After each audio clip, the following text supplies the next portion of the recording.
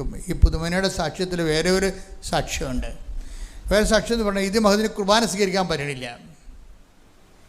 കുർബാന സ്വീകരിക്കാൻ പറ്റണില്ല എന്ന് വെച്ച് കഴിഞ്ഞാൽ ഇദ്ദേഹത്തിന് ആരും സാമ്പത്തികമായി ചതിച്ചു.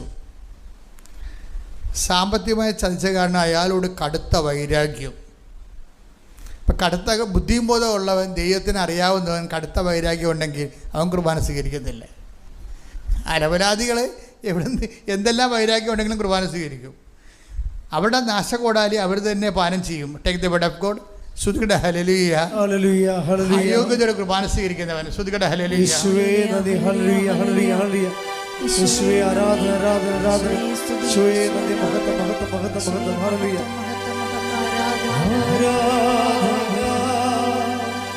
ആരാധന. യേശുവേ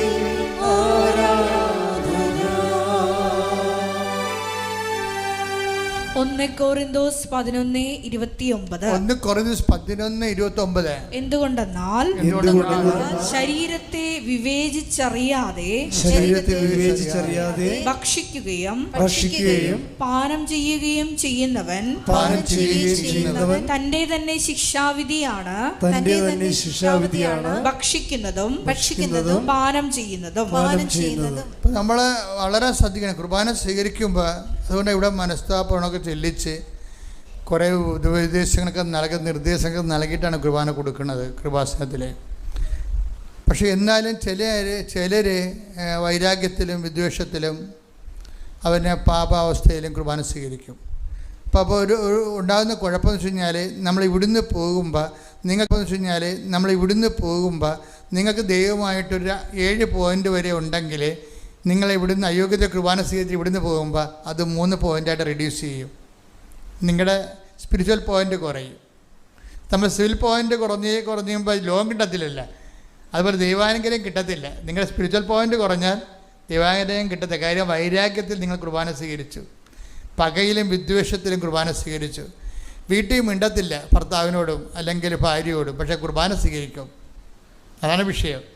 അത് നമ്മൾ വളരെ ശ്രദ്ധിക്കണം. അയോഗ്യതയുടെ കുർബാന സ്വീകരിക്കുന്നത് നിസ്സാര കാര്യമായിട്ടല്ല. കാര്യം കൃപ എന്താണ് കർത്താവിൻ്റെ ശരീരമെന്ന് വിവേചിക്കാതെയാണ് ചെയ്യണത്. അതുകൊണ്ടാണ് അവർ വന്ന് കുർബാന സ്വീകരിച്ച് നാട്ടുകാരെ കാണിക്കും. അപ്പോൾ നാട്ടുകാരെ കാണിക്കുമ്പോൾ ഞാൻ ഭക്തനാണ്, വിശ്വാസിയാണെന്നതും ഇവർ കുർബാന സ്വീകരിച്ചില്ലെങ്കിൽ എന്തോ ഓരോ അച്ഛന്മാർ പറഞ്ഞിട്ടുണ്ട്. കുർബാനയൊക്കെ പങ്കെടുക്കുമ്പോൾ കുർബാന സ്വീകരിച്ചില്ലെങ്കിൽ കുർബാന പങ്കെടുക്കാത്തതിന് തുല്യമാണെന്നൊക്കെ പറയും. പക്ഷേ അത് അച്ഛന്മാർ പറഞ്ഞിരിക്കണത് എന്താ കാര്യം? കുർബാനയ്ക്ക് പങ്കെടുക്കുമ്പോൾ